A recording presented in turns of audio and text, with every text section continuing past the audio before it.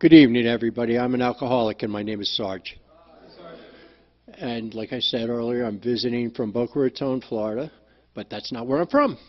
I'm from New Jersey, and I had to throw that out there because, in Florida, most of the people are from New Jersey. It's just the way it is. My sobriety date is February 10th, 2008. So I've been doing this for a little while. 11 years now, and my sponsor's here tonight, and I'm visiting with my sponsor I'm visiting from Florida. I'm visiting him because he moved out here on me last year, so I missed him so much I came out to see him. That's when you know you got a good sponsor, when you'll follow him anywhere. And this book says go to any lengths. I will go to any lengths to stay sober, because I didn't get sober at a young age. I got sober at 54 years old. And I didn't get sober because that's what I wanted to do. I got sober because that's what I had to do. And I was ready to do it. When I finally got sober, I was ready. I started drinking at a young age, like everybody else pretty much. 14 years old I was drinking. I didn't like it. It didn't agree with me. In fact, the first time I drank, I went to the hospital. I had alcohol poisoning. That's how much I drank the first time. Because I wanted to be a tough guy. I wanted to be like the guys I was hanging out with. So they said, well, you want to hang out with us, you got to bang down 4 tall boys of Colt 45 malt liquor, which is the nastiest shit they ever made.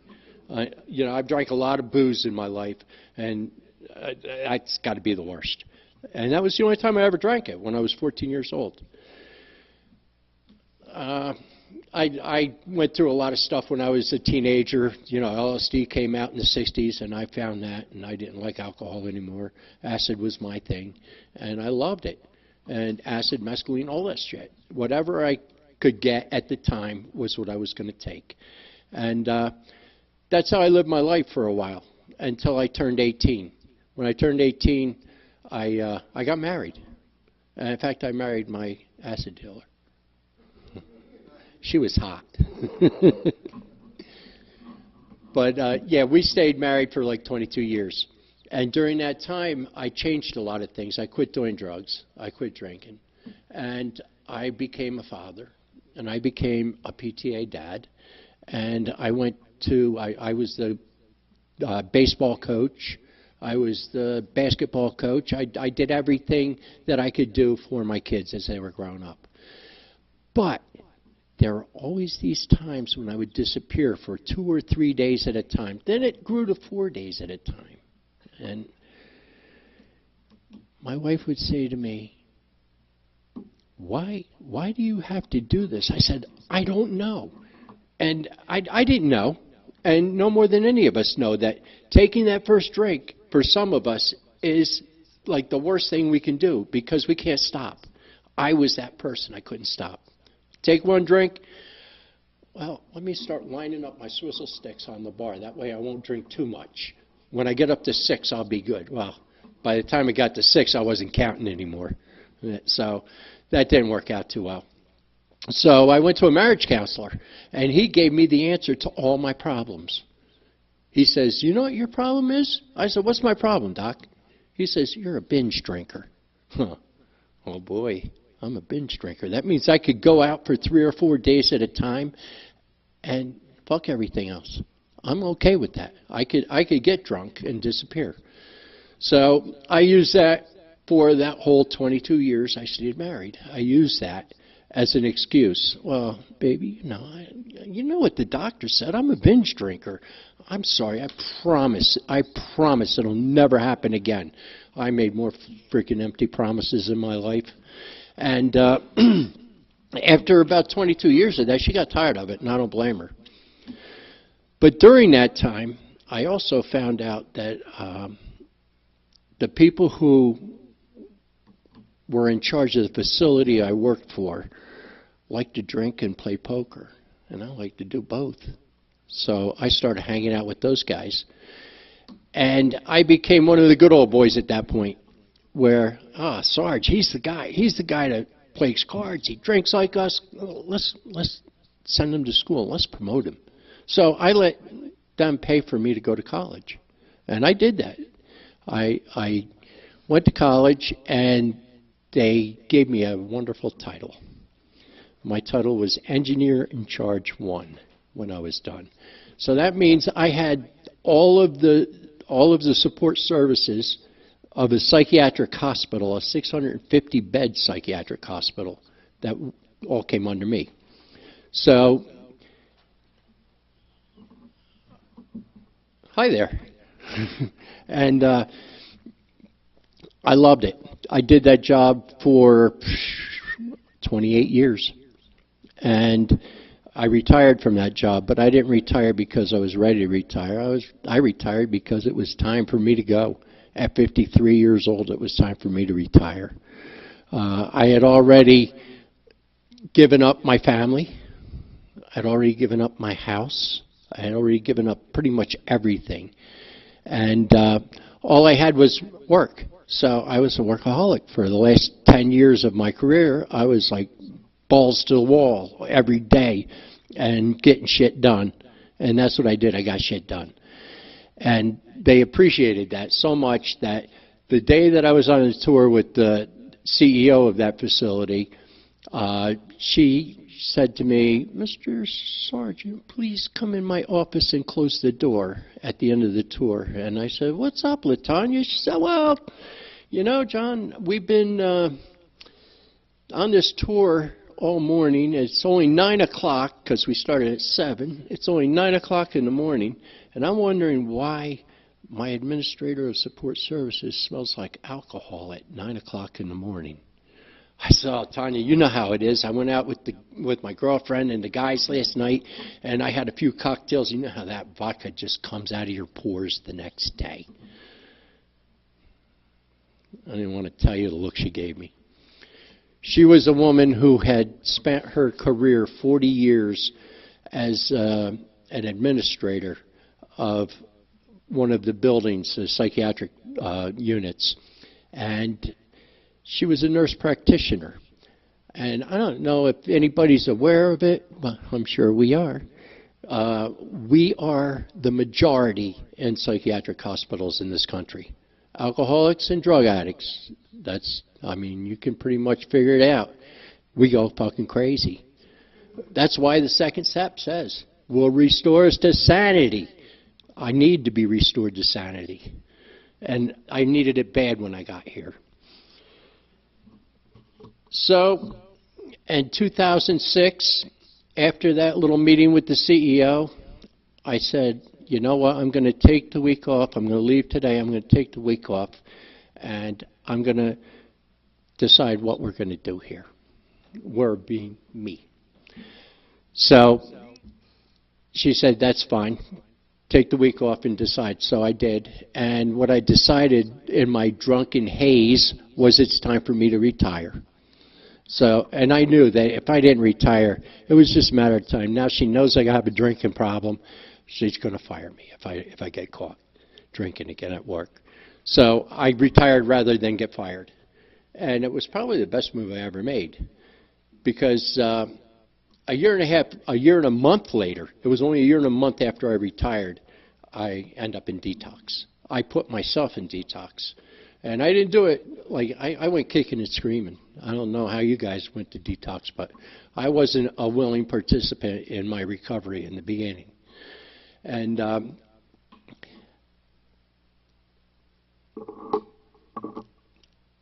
that year and 1 month that I was retired, all I did was drink and smoke crack, 24/7. And I'm going to tell you something. You can stay on runs for up to 2 weeks at a time if you're really good at it. And I was way too good at it, obviously, because I was broke by the 10th of the month. I would get paid on the 1st of the month. I was broke by the 10th of the month and then had to figure out how to live the next 21 days without any food or cigarettes or anything else. So after being evicted from 6 apartments in that first year, I had this great idea the last few months I was out there that it'd be a really good idea if I got a bigger place, moved my buddy in, and brought a couple hookers in. so that, you know, they could work the streets and pay the rent. Well, needless to say, I got evicted from that one too, but I'm going to tell you the truth. That was the best time of my life, that last time, because that's when this new show came on TV called Celebrity Rehab. And Celebrity Rehab, Dr. Drew brought this guy in, Jeff Conaway. I don't know if anybody remembers who he is, but he was on the show Taxi, and he was like in this movie Grease, and he was a young, really good-looking, popular guy. Not when they brought him into Detox at Celebrity Rehab. He had like long, scraggly hair, unshaven, and he looked like a mess. The commercial came on. I got up and I went to the bathroom, and walking into the bathroom, I stopped and looked in the mirror. And that was the one thing that probably saved my life, that minute of looking in the mirror, because I saw what was looking back at me. I was not proud of what was looking back at me. I had this wonderful career. I had 3 children that were grown up already, and grandchildren, and I'm looking like this guy they're dragging into Celebrity Rehab. So I did what every good alcoholic does. I went into the bedroom, got back in bed, picked up my little flip phone, opened it up, and dialed 1-800-CELEBRITY REHAB. Anybody want to guess what they told me? You're not a celebrity. You're right, I'm not. But in my town I am, and everybody knows who Sarge is. And they says, that's good. Here's the number for Central Jersey AA. Why don't you give them a call and see if they could help you out? So I did that. I called, and they put me in touch with the Detox. And the Detox said, okay, if you come in the first thing in the morning, we'll have a bed for you. I went, well, I just watched the news before that too, and I knew what was going on in my area. I lived closer to the Poconos, and they had a snowstorm there. Everything was shut down for 3 days. I'm like, wow. I says, I would love to come in tomorrow. I says, but I'm stuck here in the Poconos. That wasn't even close to the Poconos. I says, and as soon as I can get out of here, as soon as they clear these roads, I'll be there. Well, that means that big rock that I had and that half a gallon of vodka would be gone within 3 days, no doubt about it. I was right. It was gone. I called him back. I said, I'm back in Jersey. What can you do for me? He says, if you're here first thing in the morning, we have a bed. If you're not here first thing in the morning, don't call us again. So they pretty much gave me no options. It's like either do it or don't do it. And that's probably the best thing that happened, because I knew I had to do it. Because I was at the point where I was shaking all the time. I weighed 140 pounds at the time, I think. You know, I was on the stem fast diet for a year and a month, so it wasn't going to last long.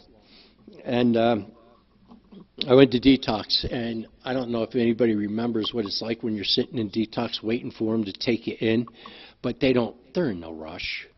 They're in no hurry. They're getting paid by the fucking hour. They don't care how long you sit on that hard bench. And my legs are going, and next thing I know, I'm holding my legs and my head starts shaking. And I went, nurse, I need something. Something's wrong. She says, no, there's nothing wrong with you. We call that Jimmy legs. It'll go away in a couple days. She was right. It did. Well, they kept me in that detox for 17 days. And then they said, that was a long detox, ain't it? They said, okay, Sarge, you're ready. You can go back to home now. Well, I had been evicted while I was gone. In fact, not only was I evicted, the police broke down the door and arrested everybody that was in the house. So talk about timing. This guy had a plan for me, and I don't know what his plan is, but I believe there is a plan. And, you know, I've been sober 11 years. I still don't know what his plan is. I just keep doing what I do, and it seems to keep me sober today. And, you know, I love Alcoholics Anonymous. It saved my life. I'm not going to go through all the rehab shit and all that stuff. All of you know how that is. You've all been there. You've all been down the road once or twice or 3 or 4 or 5, 6, 7, 8, 9, 10. Who knows how many times? Who cares? And that's one of the biggest things, pet peeves with me. People that that relapse and come back and they don't feel welcome. That's just wrong. I never hold it against anybody. I don't care how I feel about that person. You know, everybody's got their own journey in recovery. I believe that. And your journey and mine are probably going to be two different things. But you know what? You have the opportunity right now. You're sitting in this room in a seat. You have the opportunity to get sober, stay sober, and enjoy life. Because life got much better for me once I didn't have to worry about the Bloods or the Crips shooting me for being on their turf or whatever the hell was going on. And, you know, today I work with guys. I don't work with a lot of guys. I work with a very limited number of people at one time now. I've been through a lot of things in recovery. I've never had to drink. I've never felt like I really wanted to drink over any of it. I watched my sister die from this disease. My oldest sister, died when I had 2 years sober. My mother died when I had 5 years sober. My mother didn't die of this disease. My mother never drank in her life. So I don't know where I got the bug from, but I did get it. And, you know, I was diagnosed with a lot of different diseases. And because that's what happens to us. We don't take care of ourselves when we're out there. And then when we finally get sober, get to a doctor, find out, wow, man, I should have seen this guy a long time ago. You know, I don't try to tell people how to get sober. I don't try to tell people how to stay sober. But I'm there with my hand out to help people that want to get sober. After I got sober, I went to a halfway house that only had a 4-month commitment. And I loved that halfway house. And I loved it so much that that 4-month commitment turned into a 13-month commitment. I just stayed. I didn't have any reason to go. I wasn't ready to live life yet. And I knew that. Thank God I knew that, because I've seen a lot of people that didn't know and left after the 4 months and didn't make it. I've seen a lot of people die in the 11 years I've been sober from this disease, from the combination of drugs, alcohol, lifestyle. And you know, I'm going to touch on something about the lifestyle, because when I got sober, I thought the lifestyle was the thing I was going to miss. The lights, the camera, the action. You know how it is out there. The lights are calling you into the bar, and everybody's having a good time. You want to be a part of that. I can be a part of that today without being a part of that today. You know, I do a lot of things, a lot of sober things today that it's amazing. I have more fun. I laugh harder with the people in my life. I have a circle of people that I keep around me, sober people that I keep around me at all times. And I know that I can pick that phone up and call them at any time. I don't care if it's 1 o'clock in the morning, 2 o'clock in the morning. If I call them, they're there for me. And that's one of the things that Alcoholics Anonymous has given me. It's given me people in my life that I didn't have before. You know, I was the kind of guy that when I walked in the room, a lot of people would like to kind of slither out and get out of there quick, because I was not a nice guy when I was out there. And most of us weren't. You know, we all had our thing. We all had our hustle when we were out there. And I thought I had the coolest hustle in town. I thought I was the best at this game. Well, guess what? The game is not a game. This is life and death today. I don't know how it is here in Prescott, but I know in Florida we have a huge fentanyl problem right now. And unfortunately, fentanyl is killing a lot of us. And it's killing people that think they can do it one more time. That one more time thing? I don't know. After I finished that commitment in that halfway house and it was time for me to move on, I did. And I got a condo. And 2 weeks after I moved into that condo, the manager of that halfway house came. Oh, who is it? He said, Bobby. I said, what do you want, Bob?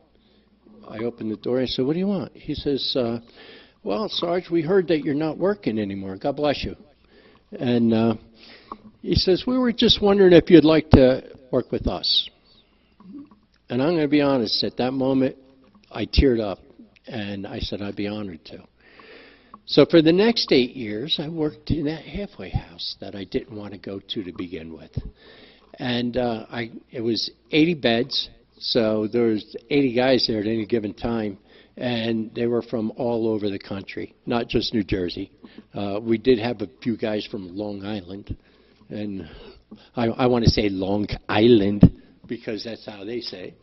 And I'm going to be honest, it got too hard for me at the end. It got really hard to watch people 18 years old coming in, not being ready to get sober, but staying in the halfway house for somebody, for their mom, for their dad, for their wife, for their sister, for their brother, for somebody, not for the right reason. The right reason is to get sober for you. You're the only one that can get you sober. You're the only one that can keep you sober with the help of the 12 steps of Alcoholics Anonymous and the guidance that you ask for from God. I don't know if anybody in here asks for guidance from God, but I have to ask Him every day. If I don't get that guidance and direction, I try to do it Sarge's way, and guess what? Sarge's way got me evicted 6 times in 1 year, had me smoking crack and drinking vodka all day long. That's not my way. My way is to be there for the next alcoholic that needs help and wants help and is willing, and that's the key. You got to be willing to do the work. If you'll do the work, I'm always there for you. That's all I got. Thank you.